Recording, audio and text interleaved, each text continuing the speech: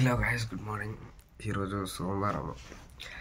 కామన్గా నేను లేచే టైం ఇప్పుడు 7:35 అవుతుంది. నేను లేచేది 10-11కి లేస్తాను. నిన్న నైట్ కూడా ఈ రూమ్లో డాడీ వాళ్ళు కూర్చున్నారని 10-12కి వండుకున్నాను.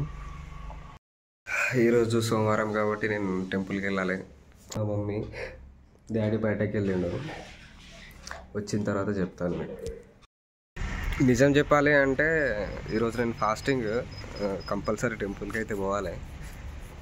డాడీ వస్తాడు, మన బండి తమ్ముడు తీసుకుపోయిండు. ఇది వచ్చేసి మన ఇల్లు, మన హౌస్.